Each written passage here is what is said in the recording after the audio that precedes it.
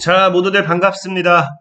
강태공 전문가입니다. 자, 금일은 알테오젠 가볍게 뛰어넘을 제약바이오 대형 호재 임박 지금부터 미친 듯 쓸어 담으세요 라는 내용을 가지고서 방송을 시작해 보도록 하겠습니다. 늘 말씀드리는 여러분들의 좋아요, 구독하기, 댓글까지 너무나 많은 힘이 된다라고 좀 말씀을 드리면서 자, 오늘의 방송을 좀 시작해 보도록 하겠고요.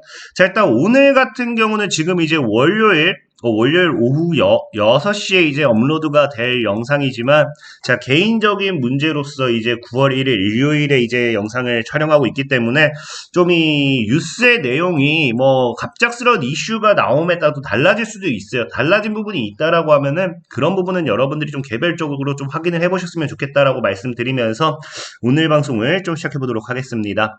자, 일단은, 지금 시장에 이 대형 호재들이 정말로 많이 나와주고 있어요. 여러분들이 아는지 모르는지 모르겠지만 일단 기본적으로 제가 여러분들에게 매일같이 얘기했던 게 이제 9월 달에는 우리가 쓸어 담아야 된다, 바닥에서 죽어야 된다라는 하는 가장 근본적인 이유가 지금 뭐 때문에 이제 9월 달이 이제 본격적인 이제 기준 금리 인하가 전망이 되는 시점입니다. 그러다 보니까 뭐 할 수밖에 없다.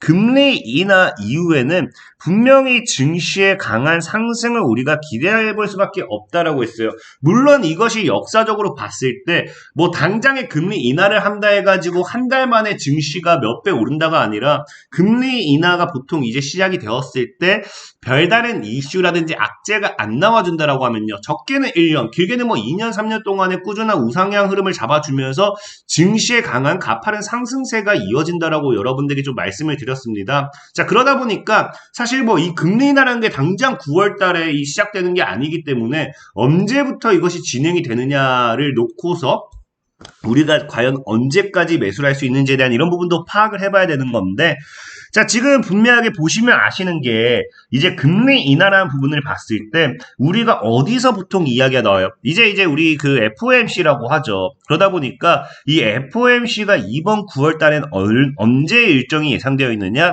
17일, 18일입니다. 17일, 18일에 열리는 연방준비제도의 연방공개시장위원회 FOMC의 촉각을 곤두세우고 있다. 그래서 이제 이 연준이 이제 금리 인하를 할 것이라는 예상은 지배적이지만 사실 문제는 뭐 그 인하폭이라고 하는데 이거는 사실 중요한 게 아니에요. 많은 분들이 이제 빅컷을 할 것이냐, 그러니까 0.25%를 내릴 것이냐, 0.5%를 내릴 것이냐, 뭐 그거를 가장 많이 이야기를 하는데 사실 적든 크든 그 하락이 시작된다가 중요한 거고, 전 사실 제일 중요한 거는 이 17일, 18일이란 부분에 있어서 좀 이제 뭐가 됐다. 굉장히 이게 핵심이다라고 여러분들에게 얘기를 좀 하고 싶은 거예요. 이 부분이 왜 중요하냐고 하면은 보통 이제 여러분들 알다시피 9월 달에 이제 뭐가 있어요. 9월 달에 이제 추석이 있습니다. 추석. 그러니까 우리나라 국내 증시도 지금까지 역사적으로 보면은 명절 이후에 증시가 보통 상승으로 많이 올라가줬기 때문에 사실 명절 전에 금리 인하를 뭐 한다라고 하면은 그렇게 저도 썩 좋은 호재다라고 생각하기엔 애매한 부분이라 생각을 해요. 근데 지금 우리나라 달력을 뭐 여러분들이 보시면 아시겠지만 당장 추석이 언제 예상되어 있어요? 9월 14일부터 해가지고 이제 15, 16, 17, 18. 그러니까 본격적인 뭐 아마 이제 샌드위치 연휴를 보내시는 분들은 19, 20까지 쉬는 분들이 많기 때문에 19 뭐 타이밍만 좋다라고 하면은 정말 이때 금리 인하 발표가 나와줬을 때는 19일부터 좀 강한 상승이 나와줄 수 있고, 아니면 애초에 뭐 이 개인들의 수급이 황금 연휴와 함께 이런 것들이 좀 약하다라고 하면은 9월 23일부터는 뭐가 될 수 있어요? 증시에 진짜 강한 상승이 나와줄 수 있다는 거죠. 그러니까 이 추석 이후와 금리 인하라는 시너지 효과를 가지고 가기에 충분하다는 거예요. 특히나 이제 여러분들도 보시면 아시겠지만, 자, 과거에도 보면 이 코로나 이후에 뭐 금리 관련되어 있는 부분이 금리 인하하고 뭐 공매도 맞고 하면서 증시가 뭐 이렇게 급격하게 상승했잖아요. 자, 그러면서도 이때 보면은 원래 자리까지 올라왔다가 추석 이후에 본격적으로 급격하게 상승하는 걸 우리가 확인해 보실 수 있었고요. 그런 게 아니라 하더라도 역사적으로 보면요. 늘 추석이었다는 거예요. 추석이 보통 이제 여러분 알다시피 9월이나 10월에 있습니다. 9월이나 10월. 추석 이후에 길든 작든 증시가 올라간다. 뭐 이런 자리는 그러니까 18년도와 21년도는 무시해야 되는 게 뭐냐고 하면요. 17년도에 증시의 대상승이라고 표현해요. 이 당시에도. 증시가 거의 이제 1750포인트 대비해서 2750포인트라고 하면은 거의 약 2배 정도, 그러니까 1000포인트 이상이 올랐기 때문에 이 당시에도 뭐 제약바이오의 랠리와 함께 증시의 대상승이라 표현합니다. 그러니까 상승 이후에 하락이 나오는 구간이었기 때문에 사실 추석 이후에도 사실 그럼에도 추석은 이때였어요, 이때. 그러니까 뭐 무너지고 추석 이후에 뭐 단기 반등이 좀 뭐 나와준다라고 하지만 뭐 크게 뭐 신경 쓸 부분도 아니고, 자, 이때도 어쨌든 추석 이후에 증시는 올랐습니다. 자, 그래서 코로나라는 특별한 악재를 가져서 무너졌던 거고, 자, 다시 코로나 이후에 뭐 금리 인하나 뭐나 뭐 이런 거 하면서 원래자리를 올려쳤다가 추석이 지나고 나서 뭐 했다? 증시를 강하게 또 올려치죠. 그리고 이 당시 추석 이후에 무너진 거 아까 얘기했다시피 전 세계 증시가 뭐 코로나 이후에 무너지는 그 부분이었기 때문에 크게 신경 쓸 부분은 없고, 다시 2022년도에도 추석이 지나고 나서 증시 반등 나오고, 추석이 지나고 나서 작년부터도 올해 반등이 나왔죠. 그럼 여기서도 뭐가 될 확률이 크다? 추석이 지나고 나서 반등이 나올 확률이 굉장히 크다라는 건데, 문제는 뭐다? 이 추석이 지나고 나오는 반등이 아까 얘기했다시피 플러스 금리 인하라는 모멘텀을 만났을 때는 증시를 굉장히 강하게 끌어올릴 수 있는 상방 모멘텀이 될 수밖에 없다라는 거예요. 문제는 뭐냐고 하면은 이 금리 인하가 이어졌을 때 우리가 무엇을 살 것인가 뭐 이런 것도 계속 얘기를 뭐 해봐야 되는 부분도 맞고, 어쨌든 중요한 거는 뭐 금리 인하가 진짜 이제 임박했다라는 부분이 사실 제일 중요해요. 근데 뭐 이렇게까지 얘기하면은 아마 그런 분들도 많을 거예요. 사실 뭐 금리 인하가 뭐 보면은 뉴욕 증시 아까도 뭐 금리 인하 기대감에 뭐 다우 증시라든지 미국 뭐 증시 계속 상승한다 해요. 근데 우리나라 증시는 지금 최근에 계속해서 힘들었습니다. 아니 전 세계 증시는 좋은데 우리나라 증시는 도저히 좋지가 않았어. 그 좋지 않은 이유가 뭐 때문이었냐고 하면 여러분들도 아시고 금투세라는 이야기를 굉장히 많이 하죠. 근데 이번에 뭐예요? 이게 사실 내일 뭐 이제 월요일 이 영상이 올라갈 때는 어떻게 바뀔지 모르겠지만 오늘 일요일 기준으로서 뭐 했다? 이제 여야 대표가 만나서 금투세 개편에 관련되는 이야기도 했습니다. 그러니까 둘 다 공감을 한다는 거예요. 다만 이제 이 그 여당 같은 경우는 지금 이제 뭐 한다? 폐지를 해야 된다라는 거고, 이제 야당 같은 경우는 폐지보다는 이제 조금씩 완화해가지고 막 급격하게 뭐 이런 게 아니라 점진적으로 조금씩 나아가자 뭐 이런 이야기를 하다 보니까, 어쨌든 이게 뭐 폐지든 완화든 중요한 건 뭐다? 개편에 대한 공감대가 지금까지 우리나라 증시의 리스크로 작용했던 금투세라는 부분에 있어서 어느 정도는 뭐다? 호재성 기사로 볼 수는 있다라는 거예요. 물론 이제 야당 같은 경우는 무조건 폐지하지 않겠다, 폐지보다는 조금씩 속도 조절하자기 때문에 무조건적인 호재다라고 할 수는 없겠지만, 지금까지 말도 안 되는 이 금투세라는 내용을 가지고서 증시를 찍어 누르는 이런 부분에 있어서는 뭐가 됐다? 어느 정도 완화 효과를 가져갈 수 있다라는 거예요. 그렇기 때문에 저는 분명히 이번 9월을 기점으로 증시는 굉장히 크게 올라가지 않을까 좀 생각해보고 있고, 그런 관점에서 여러분들에게 늘 말하는 게 오히려 저가 매수의 기회가 될 수도 있다고, 그런 말하는 이유가 이런 것 때문이다 보시면 좋습니다. 그래서 실질적으로 사람들이 매일같이 저를 욕할 수도 있는 게, 저는 계속해서 외치고 있던 게 뭐다? 코스피 5천. 전 코스피 5천을 논하는, 이번 금리 인하 이후에 증시가 정말 상승해준다고 하면요, 저는 이제 코스피 5천을 바라보는 그런 사람이다라고 그래서 여전부터 많이 얘기했던 것 같아요. 그럼 문제는 뭐냐? 이런 증시가 상승하고 금리 인하를 진행하고 이렇게 된다라고 하면은 우리가 무엇을 살 무엇을 살 것이냐, 이게 중요하거든요.